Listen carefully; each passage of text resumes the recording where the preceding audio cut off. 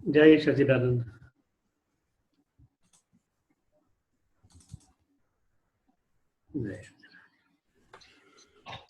और संभळाय छे मारो? हाँ गुरुदेव। अच्छा अच्छा, बराबर। 14મી તારીખે मतलब गई काले जन्म दिवस હતો। ઘણા બધા સાધકો ભેગા થયા હતા। 14/4/1951 જન્મ દિવસ। બધા વિશ કર્યો કે હેપી બર્થડે। ત્યારે હું થોડોક વિચારમાં પડ્યો કે ભાઈ હેપી બર્થડે તમે કહો છો ખરા, પણ આ શરીરનો જન્મ દિવસ છે તે દિવસે। અને આમ જોવા જઈએ તો 14/4 એક નિમિત્ત બની તારીખ, જે દિવસે આ તારીખે આ દેહનો જન્મ થયો અને આજે એમાં આણ્વિક રીતે સ્થૂળ શરીરના હિસાબે, સૂક્ષ્મના હિસાબે, કારણના હિસાબે એ દિવસનો દેહ તો રહ્યો નહીં, તો કોનો જન્મ દિવસ ઉજવવો? અત્યારે તો આપણે જનરલી આમ જોવા જઈએ તો બધાનો જન્મ દિવસ આવે અને તેથી હેપી બર્થડે કહી, કેક કાપવામાં આવે, અલગ અલગ પ્રોગ્રામ રાખવામાં આવે, પણ હકીકતમાં આ દેહ તો સતત પરિવર્તન થતું રહે છે। આજે જે બર્થડે ઉડાયો, આવતી 14મી તારીખે પાછું ઘણું બધું આમાં આણ્વિક રીતે ફેરફાર થઈ ગયો છે। તો સત્ય તો નથી કે આ દેહનો જન્મ દિવસ ઉજવી શકાય, કારણ કે એ તો મૃત્યુ સતત પામતો રહેશે। વૈજ્ઞાનિક દ્રષ્ટિએ હર 7 વર્ષે આ શરીરનો એક પણ કોષ, એક પણ સેલ એનો એ નથી રહેતો, બદલાઈ જાય છે। 14/4 જે દેહ હતો એ તો રહ્યો જ નહીં, તો પછી કોનો જન્મ દિવસ ઉજવવો? મને આવો મનમાં પ્રશ્ન થયો, કોનો?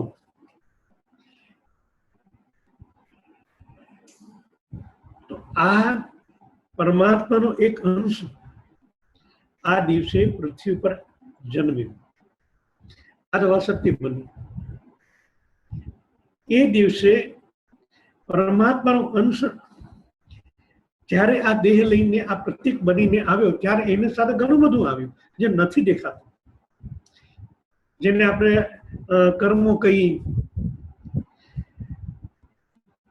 સૂક્ષ્મ દેહ, સ્થૂળ દેહ, પ્રાણ શરીર, કારણ શરીર, આવું ઘણા બધા લઈને આ દેહ આવ્યો અને એમાં પણ ઘણું બધું ચેન્જ થઈ ગયું। તો આ દેહનો મારે જન્મ કઈ રીતે ઉજવવો, મારા મગજમાં ના બેઠો।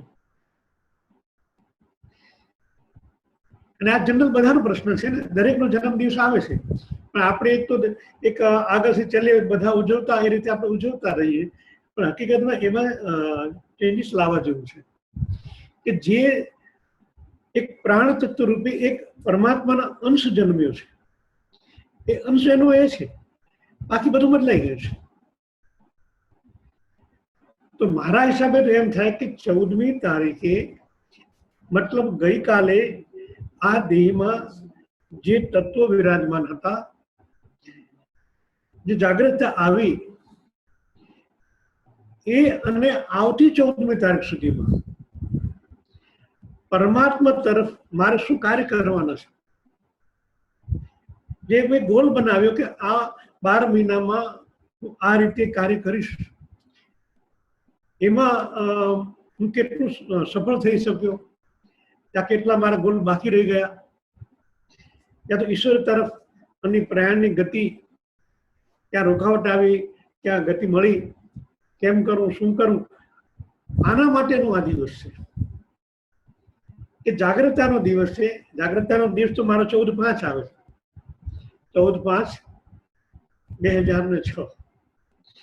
કંઈક ઈશ્વરી તત્વોને મેં સમજી શક્યો, કંઈક ઈશ્વરી તત્વો સાથે તાલમેલ કરી શક્યો, તો ઉજવવો જોઈએ તો એ પ્રકાશની દ્રષ્ટિએ ઉજવવો જોઈએ. આ કેકની જગ્યાએ આપણે એ દિવસે દીવા સળગાવીએ. દીવો એ પ્રતીક છે, જેમ કેક પ્રતીક છે એમ દીવો પ્રતીક છે તત્વનું, દીવો પ્રતીક છે એક શક્તિનું. જે શક્તિનું આવરણ આ દેહમાં થયું એનો જન્મદિવસ. તો એમાં હું કેટલો વધારો કરી શક્યો, કેટલો ઘટાડો કરી શક્યો, કે ઈશ્વર સાથે કેટલો હું તાલમેલ કરી શક્યો, એના માટે મેં સંશોધન કરતા એવા ઘણા બધા લેખ મારા હાથમાં આવ્યા કે એને હું થોડુંક જોઉં કે वैज्ञानिकों જેને जीवनी शक्ति કહે છે, जीवनी शक्ति के लिए उत्तरदायी संस्थान जिनमें है उनमें से किसी के भी असंतुलित होने पर अव्यवस्था और जीर्णता देखते देखते जमा लेती है, ये भी व्यक्ति का मौत हो जाता है. ये स्थूल देह की बात कर रहे हैं. जिस स्थूल देह में जितने कोष है, जितने जीन्स है, वो जीवनी शक्ति द्वारा ही गतिविधि चलती रहती है. तो हमारा देह जो था उनसे हम धीरे धीरे एक मृत्यु की ओर जा रहे हैं. हर एक सेल जितना पैदा होता है उससे ज्यादा मर जाता है. तभी तो हम वृद्ध हो गए. जिस दिन हमारा जन्म हुआ और आज 67 वर्ष, बहुत चेंज हो गया है और चेंज होता जा रहा है. दूसरी भाषा में कहें तो मृत्यु की ओर जा रहे हैं. मृत्यु प्राण का नहीं है, चेतन का नहीं है, मगर ये देह तो सतत मृत्यु की ओर जा रहा है. हमारे अंदर के सेल्स जितने पैदा होते हैं उनसे मरते ज्यादा है. ये विज्ञान को समझना है. इन वैज्ञानिक ढंग से जब हम समझ लेंगे उनको मरने नहीं देंगे. इस सेल्स और चेतन के बीच का जो संतुलन है वो बिगड़ता जाता है, जिसको हम कुछ ज्ञात नहीं है इसमें. उनके बारे में हमको सोचना है, क्योंकि हम परमात्मा के अंश हैं. हम खुद को ही नहीं जानते. खुद को नहीं जानते तो बात है, इनके द्वारा जो ये देह है उनको भी नहीं जानते, तो बहुत गलत बात है. इनसे कुछ अधिक गहराई से उतरने पर ज्ञात होता है कि उपयुक्त संस्थान स्थूल निमित्त मात्र है, सूक्ष्म कारण तो इनके मूल में निवास करने वाले जीन्स है. जिन का मायना अति सूक्ष्माति सूक्ष्म, इलेक्ट्रॉन, प्रोटॉन और न्यूट्रॉन.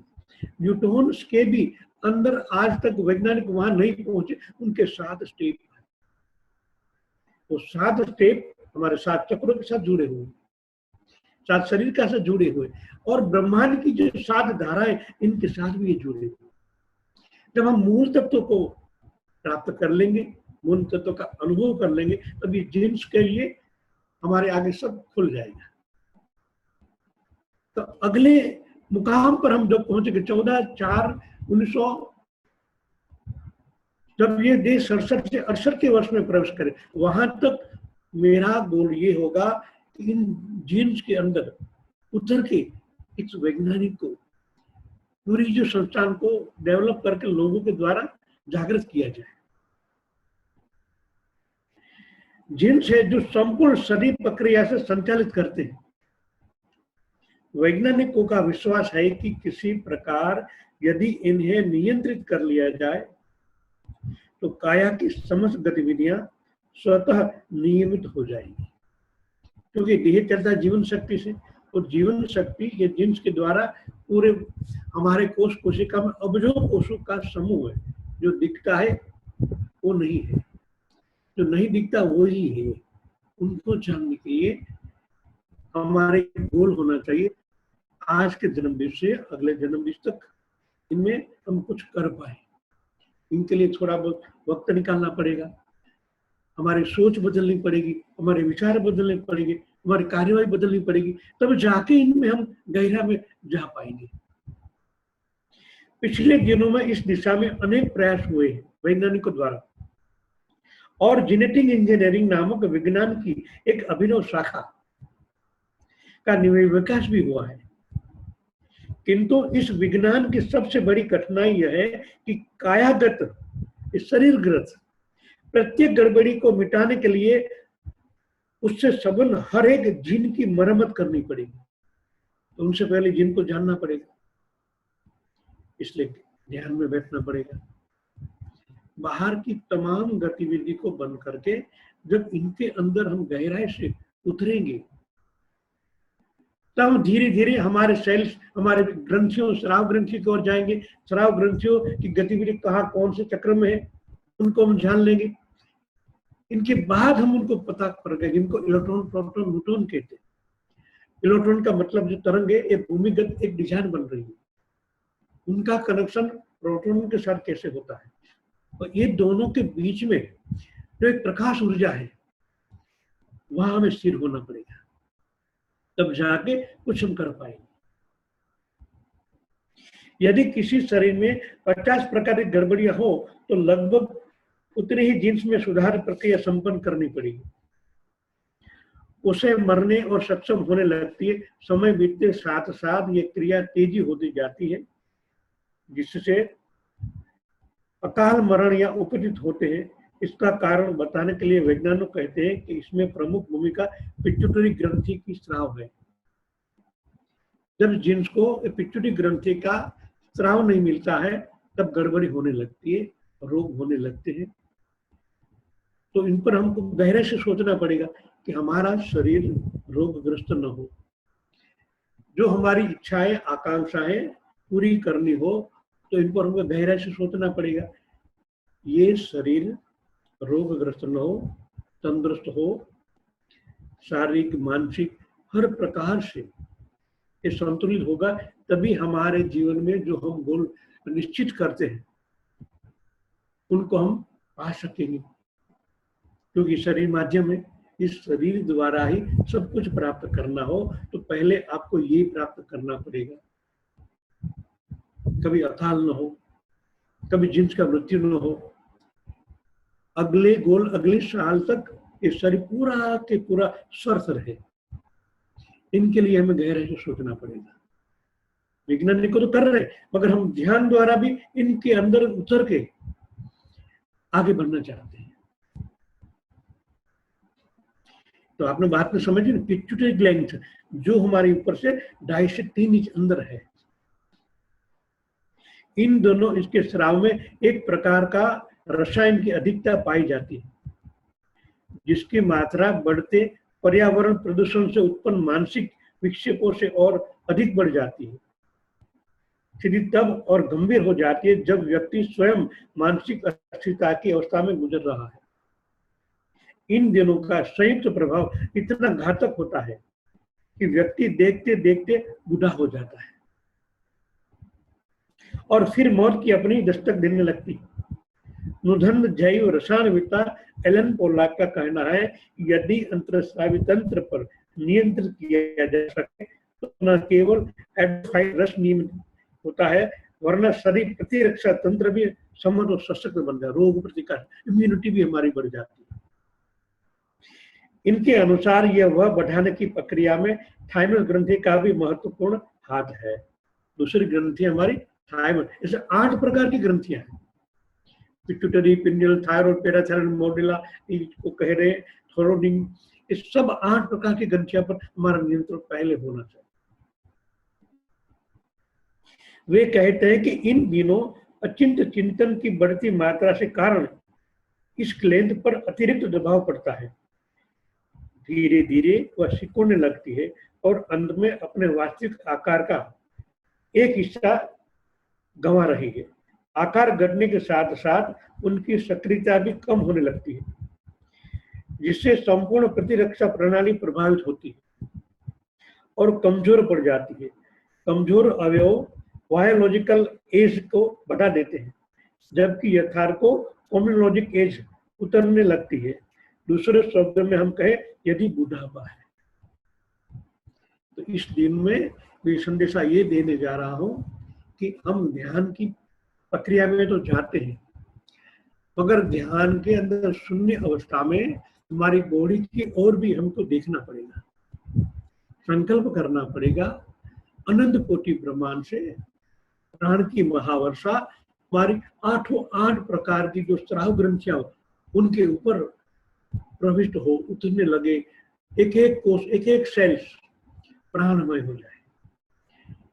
जो मैंने 1 घंटे की सीढ़ी बनाई है, इनके लिए बनाई, उनको गंभीरता से लेना पड़ेगा। ध्यान कम हो जाए चलेगा, मगर ये बॉडी कमजोर नहीं होनी चाहिए।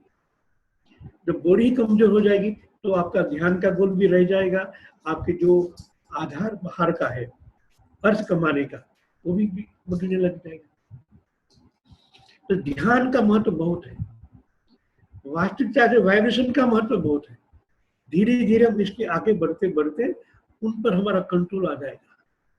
प्राण का कंट्रोल तो है, अब प्राण का सुनियोजित उपयोग करना है। इनके द्वारा हमारी स्राव ग्रंथियां हैं, हमारा चक्र है, हमारे अलग अलग प्रकार के जो शरीर है, उस सब पर हमारा कंट्रोल लेना पड़ेगा। तो इसलिए इस दिनों में मैंने गहराई से सोचा है कि क्या किया जाए, क्योंकि हमारे ये अभी हम बूढ़े हो रहे हैं, उनमें सुधार लाना है। तो हमारी जो ध्यान की प्रक्रिया है, या तो शक्तिपात के बाद की जो प्रणाली हमने बनाई है उनमें चेंज करना पड़ेगा। मैं अमेरिका आऊंगा तो उन पर हम गहराई से सोचेंगे कि अनुष्ठान में चेंज करना पड़ेगा। अनुष्ठान के बाद जो ध्यान है, ध्यान के अंदर एक एक चक्र पर हमारा कंट्रोल होना चाहिए। जब कंट्रोल होगा तभी तो स्राव ग्रंथि जिनके साथ कनेक्टेड है उनमें हम चेंज कर पाएंगे। बात समझ रहे हैं आप? इसलिए आपको हर रोज एक आधा घंटा, 1 घंटा आपके लिए निकालना है। ये मेरा जन्मदिन का जो अर्थ है, जो आपके सामने रखा है। तो जो आप भी जन्मदिन तो मनाते हैं, मगर जन्मदिन मनाने के लिए 1 घंटा चिंतन मन में लाना है। उस दिन प्रकाश ऊर्जा का अनुभव करना है। आपके अंदर जो चेतन, उनको जागृत कैसे किया जाए। जो गया छोड़ दो, अब अगला जो दूसरा हमारा जन्मदिन है, उनके बीच में उनको क्या प्राप्त करना है, इनके ऊपर गहराई से सोचना पड़ेगा। जय सचिदानंद।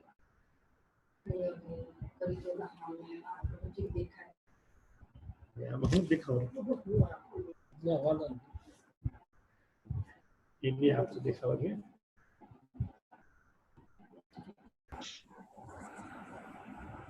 બીજા કોઈ પ્રશ્ન?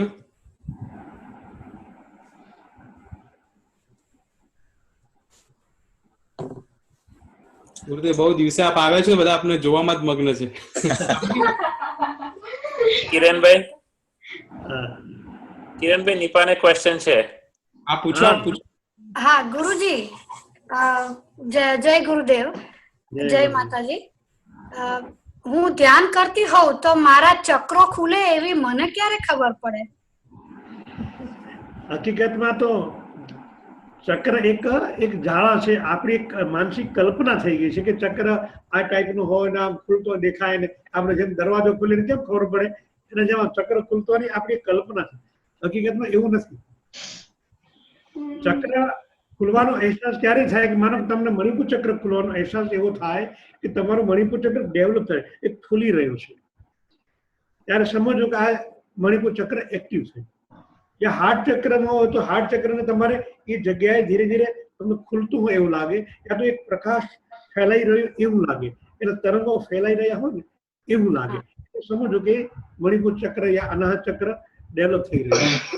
या तो શક્તિમાં વધારો થાય, या ફોર્સનો વધારો થાય, પ્રકાશનો વધારો થાય, या तो एक આનંદની અનુભૂતિ વધારે પ્રમાણમાં થવા માટે, ત્યારે એમ સમજો કે ચક્ર એક્ટિવ છે.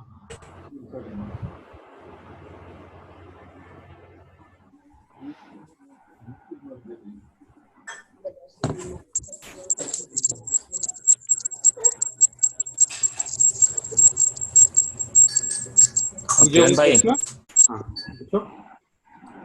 हेलो हेलो,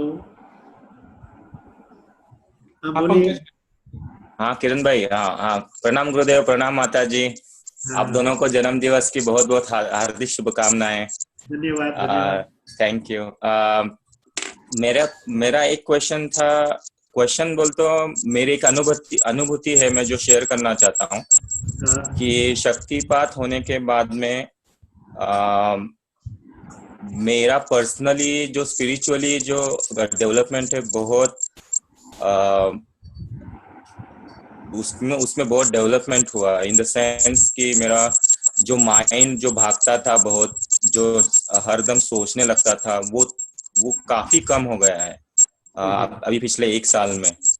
और ऐसी कोई चाहत नहीं रहती अभी कि भाई ये भी पाना है वो भी पाना है। तो एक पीसफुलनेस मेरे में बहुत ज्यादा आ गया है। और जब भी गलतियां होती है तो वो देखने की एक अलग शक्ति बन गई है कि अपने आप को थोड़ा सा अलग देख के, अलग जगह रख के देखा जाए वो सिचुएशन को। तो ये बात मैं आप सब लोगों से शेयर करना चाहता हूँ कि ये एक मेरे पर्सनल डेवलपमेंट हुआ है 1 साल में।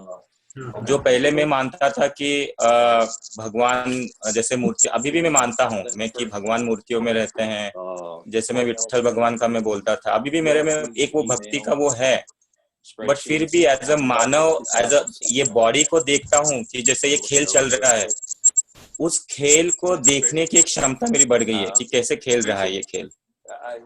तो इसीलिए मैं गुरुदेव आपको बहुत धन्यवाद देना चाहता हूँ कि एक यहाँ पे मेरे जो आज्ञा चक्र है वहां पे एक अनुभूति होती है हरदम कि जब भी मैं जैसे मैं किसी भी एक क्षण पे ध्यान देने चला जाता हूँ तो एक ऐसी अनुभूति होती है कि मेरा फोकस उस पे आ जाता है और फिर मैं एज ए दृष्टा बोल के देखने लगता हूँ उस सारी चीजों को और फिर वापस नॉर्मल इसमें लाइफ में आ जाता हूँ थोड़ी देर बाद में। तो ये एक अनुभूति, एक ऐसी आनंददायक अनुभूति है मेरे लिए कि मैं गहराई से बता दूं, हमारे जो चक्र है एक प्रकाश पुंज का एक स्रोत। जब आप ध्यान के अंदर आपका मन जहाँ वहाँ एकत्रित होता है, प्रकाश पुंज में बढ़ा हो जाता है और उसकी तरंगे आपकी बॉडी में से बाहर निकलती है। So it gives me some heads up as to who's vibration यही है, प्राण की गति को दिखने रही है फिर भी बाहर निकलती रहती है, इस प्रकृति के साथ तालमेल करती रहती है। आज जहाँ जाते उनसे आगे आपका ऑरा, आभा मंडल, ये प्राण प्रत्येक बात के बाद आपका प्राण बढ़ गया है। ये रेंज भी अलग अलग प्रकार की तरंग है। मन जब ध्यान से पराकाष्ठा में होता है, इस तरंग की स्पीड बढ़ जाती है, अनेक गुणी बढ़ जाती है। तो उनसे क्या होता है कि जो आपका कार्य क्षेत्र है, चाहे आर्थिक हो, कौटुंबिक हो, वहां भी यही तेज तत्व, ये प्रकाश ऊर्जा आपसे आगे फैल जाती है, तो वातावरण पॉजिटिव होता है। पहले जो था करते थे उनसे ज्यादा आपको एक्टिविटी मिलती है, रिजल्ट मिलता है। इनका कारण ये ध्यान की ऊर्जा का डेवलपिंग ही है। जितना जितना आप ज्यादा गहराई में जाते जाएंगे इतनी शक्तियां इनकी बढ़ती ही जाएगी। जो दिख नहीं रही है फिर भी कार्य करती है। इतना विश्वास बढ़ जाएगा, इतना आप आगे बढ़ते ही जाओगे। इनका क्षेत्र धीरे धीरे फैलता फैलता किलोमीटर, 2 किलोमीटर, 10 किलोमीटर करते करे पूरे ब्रह्मांड में फैल जाएगा। आपकी हाजिरी की नोंद भी लेते लोग लेंगे। अरे ये ऊर्जा कहाँ से आ रही है? जब ऊर्जा के स्रोत से जुड़ जाएंगे तब आप तक वो भी पहुंच पाएंगे। इसलिए बहुत गहरा विषय है और उनके इतने जितने आप डीप में जाएंगे इतना डेवलपिंग आपका ब्रह्मांड के अंदर जितने जीवधारी है, मनुष्य की बात नहीं कह रहा हूँ, हर एक प्राणी के साथ आपका डेवलप होता रहेगा। तो ऊर्जा तो गोल के हिसाब से पूरे ब्रह्मांड में फैलती है। पहले आप सिकुड़े हुए थे, एक जीव मात्र थे, आप जीव के शिव के साथ जुड़ गए तो आपकी रेंज बहुत बढ़ गई। जिसका कनेक्शन उपग्रह के साथ हुआ, उपग्रह से अमेरिका होता। अब ये पहले तो हमारा ये 25-50 साल पहले एक सोच थी, ऐसा हमने सोचा भी नहीं था कि हम कर पाएंगे, लाइव प्रसारण कर पाएंगे।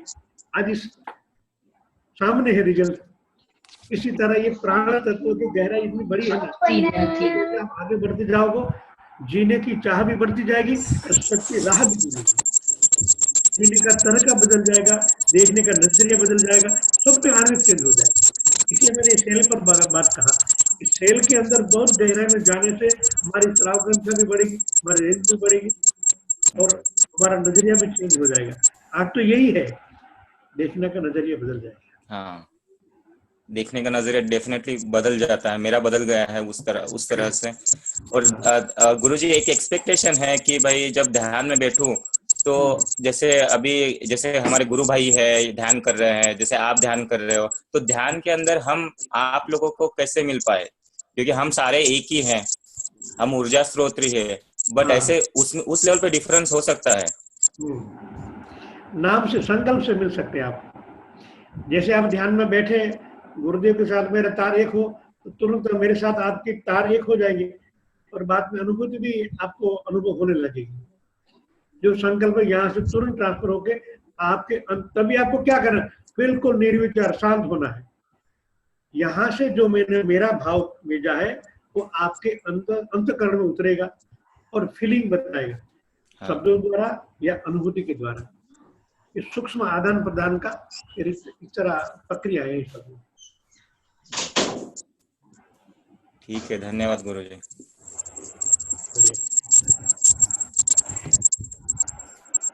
और कोई प्रश्न?